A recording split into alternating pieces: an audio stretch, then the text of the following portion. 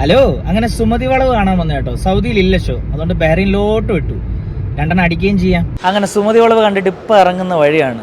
എന്നാ ഊമ്പിയ പഴമാണ് എടുത്തു വെച്ചേക്കുന്നത്. എനിക്ക് വിശ്വസിക്കാൻ പറ്റുന്നില്ല. മാളികപ്പുറം എഴുതിയ അഭിലാഷ് പിള്ളയും ഡയറക്റ്റ് ചെയ്ത അതേ ഡയറക്ടറുമാണ് ഈ പടം ഉണ്ടാക്കി വെച്ചേക്കുന്നത്.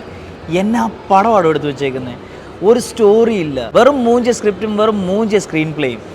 അതിനകത്ത് ഭദ്രൻ എന്ന് പറഞ്ഞൊരു ക്യാരക്ടറുണ്ട്, മെയിൻ വില്ലനായിട്ട് കാണിച്ചേക്കുന്നത്. അവനെല്ലാം ഭിത്തിയിൽ വെച്ചിട്ട് ഉരയ്ക്കാൻ തോന്നും. ആക്ടിങ്ങിൻ്റെ 10 വയസ്സ് അറിയത്തില്ല. പിന്നെ കുറേ ക്യാരക്ടേഴ്സ് ഉണ്ട്. ഷൈജു കുറുപ്പാണെങ്കിലും കൂത്തി നിറച്ചേക്കുവാണ്. എന്തിനാണെന്നൊരു പിടിയും കിട്ടുന്നില്ല. മാളികപ്പുറം എനിക്ക് ഇഷ്ടപ്പെട്ടുകൊണ്ടാണ് ആ ഡയറക്ടറിൻ്റെയും ആ റൈറ്ററിൻ്റെയും പടം കാണാൻ വന്നത്. ഇയാൾക്ക് വളവിനോട് എന്തോ ഒരു ആകർഷണം ഉണ്ടെന്നാണ് തോന്നുന്നത് കേട്ടോ. ഇതിനെക്കാട്ടും നല്ല പോയി 2 അടിച്ചിരുന്നെങ്കിൽ സമാധാനമായതിന്. പടത്തിന്റെ മ്യൂസിക് ആണെങ്കിൽ ഒട്ടും പോരാ. അർജുൻ അശോകൻ വെറുപ്പിച്ചേക്കുന്ന വെറുപ്പീരിന് കയ്യും കണക്കുമില്ല. അതേപോലെ കുറേ നടിമാരെ എടുത്തിട്ടുണ്ട്. 10 വയസ്സൊക്കെ ആക്ടിങ് അറിഞ്ഞുകൂടാ.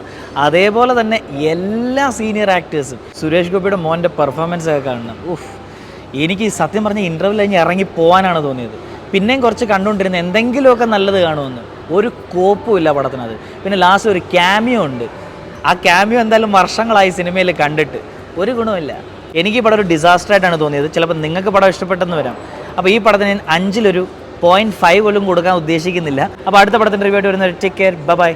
മുംബൈ കമല്ലു ഫ്രം ബഹ്റൈൻ.